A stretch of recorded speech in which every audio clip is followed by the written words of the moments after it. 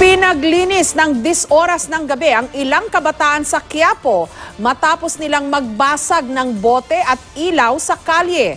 May mga hinuli ring kabataan dahil naman sa pagnanakaw ng tsinelas. May report si June Veneracion. Ang isang bata sa CCTV footage na ito, bote ang hawak. Ang kanyang kasama, fluorescent tube naman ang pinaglalaruan. Pero ang kanilang harutan nauwi sa pagbabasag. Inihagi sa kalsada ang fluorescent tube. Ganon din ang bote. Pagkatapos, naglakad lang na parang walang nangyari. Nangyari ito pasado hating gabi noong Lunes sa Quiapo, Maynila. Hindi po nila alintana kung may dumadaan man o may mga tao man sa paligid. Basta sila po ay makapag-trip-trip lang.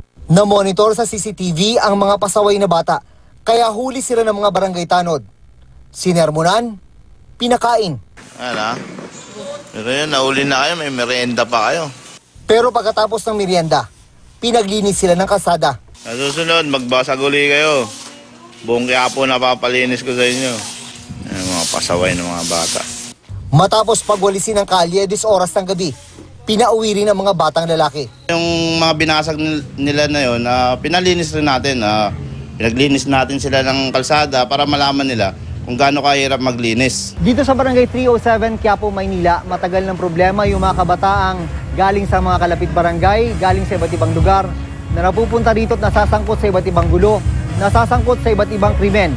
Kada linggo, nasa 10 pasaway na kabataan daw ang nahuhuli dito. Kaninang umaga, 4 na batang babae naman ang nahuli. Pare-pareho silang may mga marka ng hiwa sa bandang pulso. Inireklamo sila ng pagnanakaw ng tsinelas. Ipinatawag ng barangay ang kanilang mga magulang at mga kamag-anak. Walang ibang sisisihin dito kung hindi kayo. Kasi negligence nyo yan eh. Negligence nyo yan. Kaya nagiging ganyan yung mga bata, kulang sa kalinga. Makulit po. Anak ko po. Pasaway lang yun. Ilang beses na pinagsasabihan. Na-turn over na sa mga social worker ang mga batang babae. June Veneracion, GMA News.